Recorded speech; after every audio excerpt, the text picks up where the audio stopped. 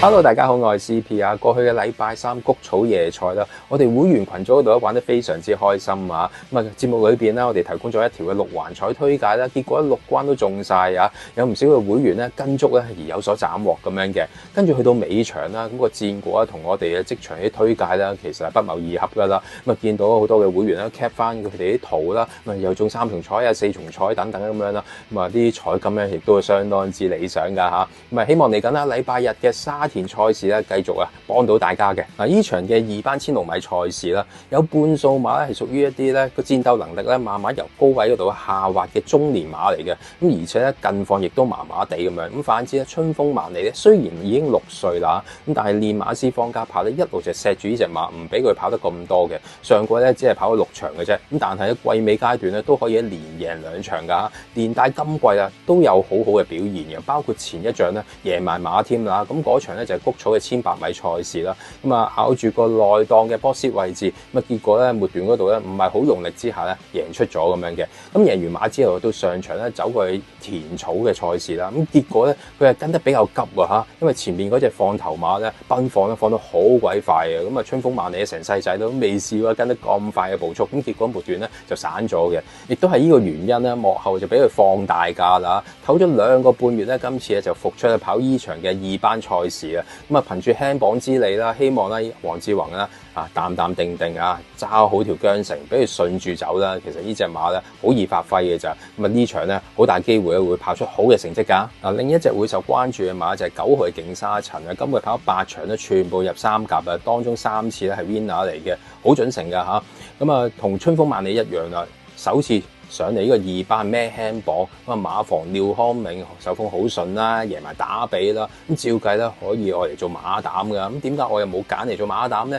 因為我有少少隱憂嘅，就係近呢2場啦，喺個谷草嗰度跑啲233啦，都幾用力下嘅，尤其是上一場啊，只係11日之前嘅咋。咁啊見到啊潘頓咧喺末段嗰度喺車輪邊咁樣抽呢隻馬，咁啊結果咧都係追得個第3嘅啫嚇，爭少少嘅啫。咁我驚佢咧真係用多咗力。咁今次咧嗰個回氣期啦嚇，隔嘅日子比較短啊，我驚佢咧又係有少少咧喺體力上邊咧有啲問題咁樣。咁啊同埋加上咧可能會大熱門啦，冇乜分頭嘅話，咁我就唔會飛佢嘅，只係咧拎佢嚟做一個配腳咁樣咯。嗱，頭先講過啦，今場咧有好幾匹咧戰鬥能力開始下滑嘅中年馬喺度，而且咧仲要孭啲重磅咁樣嘅。不過其中一隻啦，3號嘅非維僥倖啦，我決定咧再揀到佢一次嘅。咁畢竟咧前一仗啦，谷草1650米啦，佢可以做出一個破場地紀錄時間嘅頭馬喎，水準冇花冇假㗎，呢個最快㗎。咁但係再出咧，可能係隔嘅日子比較短啲啦嚇，未回夠氣啦。咁嗰場1800米咧又跟得急啦，咁結果咧就墮退啦末段啦，無疑係失望啲嘅。但係喺臨場咧啲飛數咧好似有人知道咧佢係跑得麻麻地咁樣喎，褪飛㗎嚇。咁啊唔好理咁多啦。咁今次咧嘅休息時間咧長少少啦嚇，有翻1個月俾佢啦。咁啊今次仲要排住佢一檔嘅話咧，呢隻馬咧谷草又得，田草又得㗎嚇。咁啊俾佢喺裏邊咧慳下慳下，或者咧佢跑法主動一啲嘅話，佢有權會接近嘅。咁所以繼續揀呢隻馬。嗱，方仔咧呢場出2隻嘅，除咗春風萬里之外咧，人心星咧都係一隻輕磅馬嚟嘅。咁啊呢匹馬咧好似做咗少少嘅問題馬咁樣啦。上季咧就試過布文騎啦，咁啊騎下可以收停咗，咁啊賽後又話佢啲咩球節變異啊等等咁樣啦，就解釋咗咁樣啦。咁去到上一次啦，咁啊用阿黃志宏啦，咁啊亦都喺賽後咧又話俾人問話咧一大段賽後報告咁樣啦。咁啊結果咧就話隻馬咧都係隻腳有事不良於行咁樣。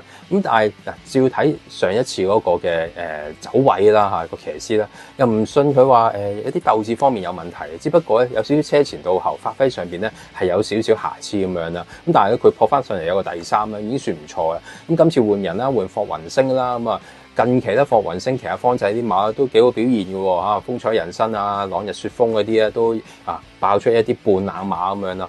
咁啊重戴翻個眼罩啊！今次可能有啲變數，有啲新鮮感咁樣嘅。咁畢竟呢隻馬都係當打之靈啦，咁啊可以諗翻住呢隻馬，有權咧馬房咧一 Q 翻啊，或者同時走入3甲都唔出奇㗎。總結今期 Q 位置 Q 推介，揀咗第4場7號春風萬里拖、3號非維僥倖、8號人心星、9號勁沙塵，祝大家贏到開晒行。講咗我今期重心推介之後，到好拍檔 Dorothy 以動物傳心嘅角度去睇睇馬仔嘅神操狀況係點啊！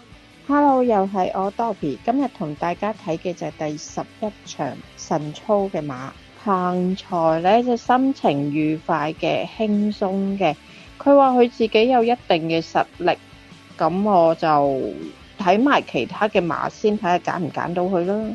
川河耀區呢就馬仔比較肥啲嘅，肚腩啊大啲嘅，仲有佢跑起上嚟係挫頭嘅。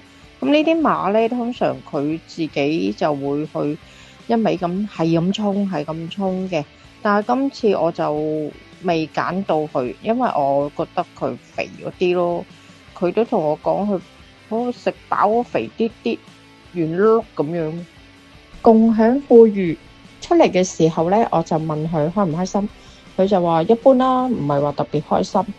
咁啊，都係一般咁跑嘅啫。咁我就今次就未揀到佢嘅。臘八村，佢話我認真起上嚟，我自己都驚啊！即係佢跑得好快，佢話佢一味會衝啊，會戰鬥嘅馬。咁我幾中意呢隻臘八村，今次就會揀佢啊！不同世界出嚟嘅時候呢，我就問佢啦，佢就話我自己醒㗎，會追㗎，會跑㗎，同埋好急㗎。咁既然佢有呢3個條件呢，就唔可以唔揀佢啦。安都呢出嚟嘅時候，身形模式各樣都好靚。跟住我問佢你點跑啊？佢就會一支箭咁樣衝到佢嘅。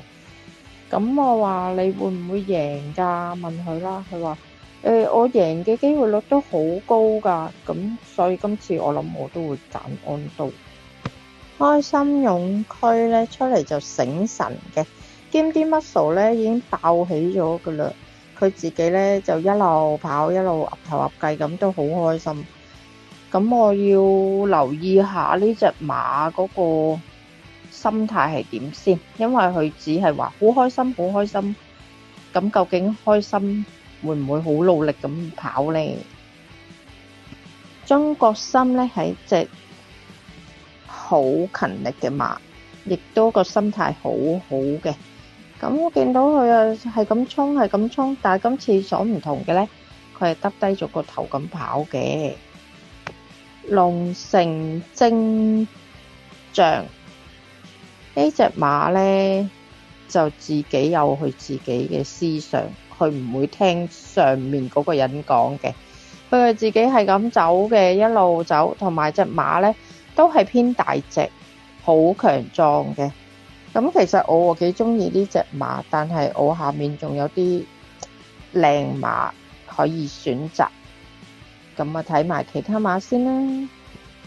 巴閉仔同佢傾偈，佢又冇咗道火嘅，以前啊好巴巴閉閉，而家啊冇咗道火，好似泄咗氣咁。咁我就未必揀到佢咯。嚟睇呢隻金匯千歲，佢啊模式啊各樣都好靚，但係呢唔知點解就差啲咯，強差人意咯。咁都係陪跑嘅咁嘅感覺啊。8000財星唔對路啊，佢話唔使咁急，亦都冇得急。咁佢既然唔急，我亦都唔急啦，咁啊唔揀佢住啦。超嘉嘉呢係一隻實力馬嚟嘅，但係近排呢佢個成績又唔係咁好喎，咁心態上佢都好似滑落咗啊，即係冇咁 firm 話俾你聽，佢好想去贏，咁啊暫時唔揀住啦。黃金騎士晨操嘅時候呢就冇乜動靜嘅，問佢想唔想跑啊，會唔會努力跑啊，佢啊 hea 住咁嘅啫。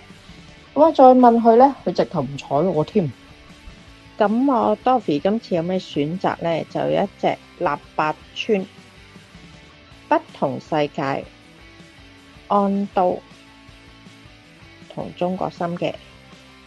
要睇到我哋一眾主持臨場更加多嘅獨家心水方法，好簡單，只要成為我哋付費會員，其中一個方法就係 One Day Pass 一日通行證，只要50蚊就可以由頭睇到尾，齊齊贏到開晒行。